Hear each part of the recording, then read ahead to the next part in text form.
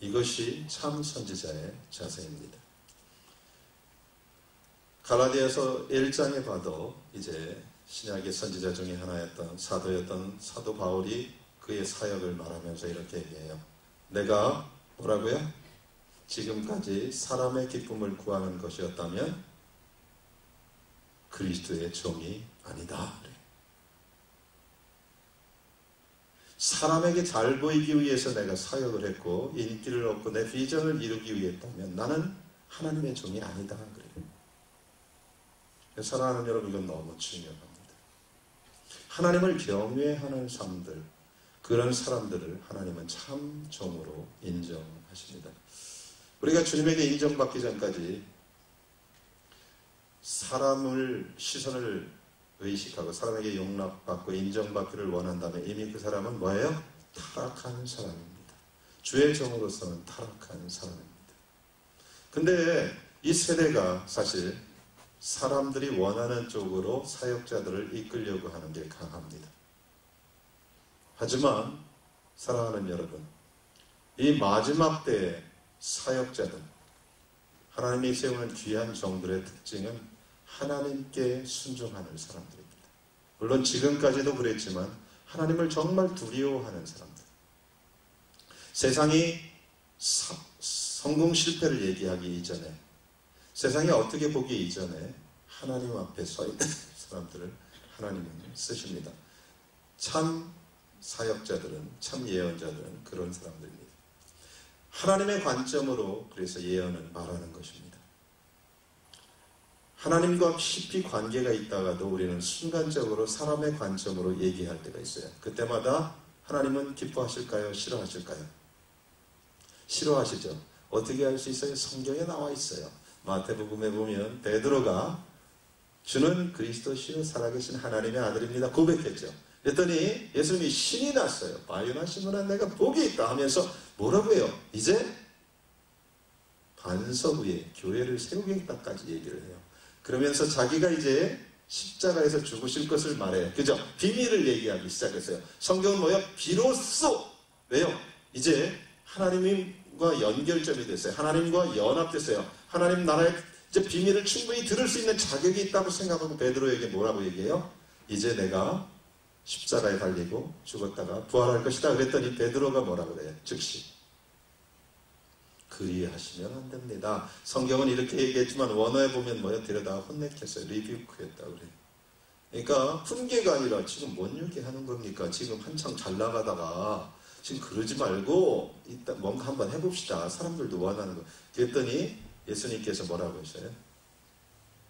사단아 물러가라. 자, 인간의 관점으로 하나님의 일을 바라보고 하려고 할 때 하나님은 뭐라고까지 불러요? 사단이라고까지 불렀습니다. 내가 사람의 일을 생각하면서 하나님의 일을 생각하지 않는다 그랬어요. 이것은 지금도 마찬가지입니다. 그래서 하나님의 참 사역자들은, 참 선지자들의 특징이 뭐냐? 하나님만 두려워하고 하나님의 관점으로 그 일을 하는 것입니다. 사람의 시선을 의식하고 인정받으려 하고 사람 중심적인 것이 우리 삶에 영향을 미칠 때 사람의 관점에서 사실 예언하기 시작합니다. 예언이 틀려질 수 있다는 거예요. 여러분들 꼭 그렇게 됩니다. 이것이 예언사역자들이 끊임없이 싸워야 되는 겁니다. 사실 이렇게 되면 우리는 충분히 로고스를 가지고 예언할 수 있습니다. 그죠? 사람의 관점에서 이 사람 지금 어려워요. 그러니까 이 사람의 관점에서 우리는 로고스의 말로 예언할 수 있어요. 그는 위로하는 거예요. 하지만 이 사람 실제는 하나님의 메시지는 그것이 아닐 수도 있어요. 이 사람이 어려운 이유가 하나님이 주시는 고난일 수도 있거든요. 근데 우리는 하나님의 사람 편에서 보고 위로한다고 가장 최고 좋은 말로 거짓 위로를 한다고요. 이런 예언자들이 수없이 많아요. 우리 교회 안에서 그럴 수 있어요.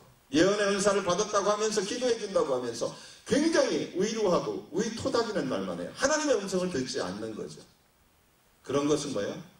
가짜라는 거예요. 가짜. 인간의 관점에서 나오는 궁율은 다 가짜입니다. 제가 이 얘기를 하면서 계속 말씀을 드립니다.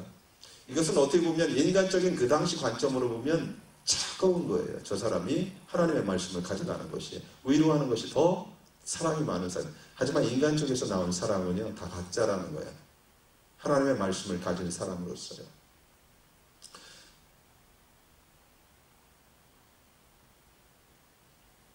크리스찬으로서 어떤 사람이 어려울 때 그냥 돕고 싶습니다. 돕는 것은 좋은 거예요. 하지만 예언 사역자가 가서 하나님의 말씀이 아니라 인간의 말로 예언을 해버리면요, 뭐 어떻게 돼요? 그 사람은 그것이 사실인 줄 압니다. 하나님의 음성을 못 듣게 돼요. 그죠? 여러분들이 여러분의 사랑을 선물로, 돈으로 선물할 수는 있어요. 그것도 가급적이면 제가 권하는 것은 기도해보고 하십시오. 많은 사람들이 그냥 도와요. 기도하지 않고. 이것도 하나님이 기뻐하지 않아요. 저는 그것을 몇 번 겪었어요. 제가 목회자고 정말 크리스찬으로서 해야 되기 때문에 어떤 사람이 어려울 때 실제 어렵게 돈을 만들어서 섬겼던 적이 한두 번 있었어요. 근데 하나님이 내 마음속에 말씀하지 않았어요. 그걸 제가 알 수 있었어요. 하지만 그것을 꺾어버렸어요. 그러고 그것을 했더니 그 결과에 보니까 그분을 더 어렵게 만들어버렸어요. 그분은 하나님의 음성을 들어야 됐는데 순간을 모면할 수 있었어요. 그것을 통해서. 그래갖고 나중에 상황이 더 악화되니까 하나님과의 관계도 깨지고 회복할 시간을 제가 막아버린 거예요. 뿐만 아니라 사람들과의 관계도 깨지는 걸 봤어요. 그러면서 하나님의 음성을 들었어요. 그것은 가짜 잡이다. 우리 그럴 수 있습니다. 점점 우리가 하나님을 섬긴다고 할 때는 전적으로 하나님께 기도하고 의지하는 것이 참 필요합니다. 사랑하는 여러분, 굉장히 중요합니다. 하나님을 사람보다 더 두려워하면 사람들에게는 참 굉장히 힘들고 무서운 사람이 돼요. 그죠? 어떤 사람이요, 사람들보다 하나님을 두려워하면 실제 그 사람이 뭐예요? 위협이 돼요. 누구에게? 하나님과 관계가 안 좋은 사람들에게는요. 무슨 의미인지 아시겠어요? 하나님과 관계가 안 좋은 사람들에게는요, 하나님을 정말 두려워하는 사람을 만나면요, 그 사람 인생에서 위협이 돼요.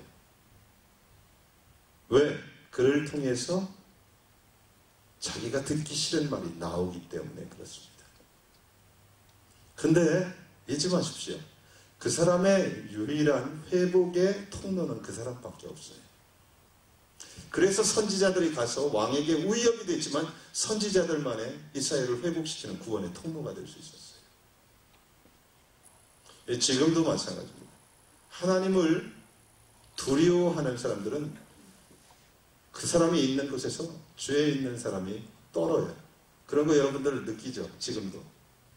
여러분들이 정말 하나님을 경외하고 두려워하고요, 기도하고 하나님 앞에 사는 사람들은요, 여러분 가족 모임에 가도 죄 가운데 있는 사람들이 여러분 안주만 있어서 두려워하지 않던가요? 아닌 것 같아요. 아니, 저는 그런 걸 가끔 느껴요. 제가 뭐 탁월하다 그런 게 아니라 크리스찬이기 때문에. 마치 이거랑 똑같아요. 점치는 사람들이 있어요. 가짜 전쟁이 말고요.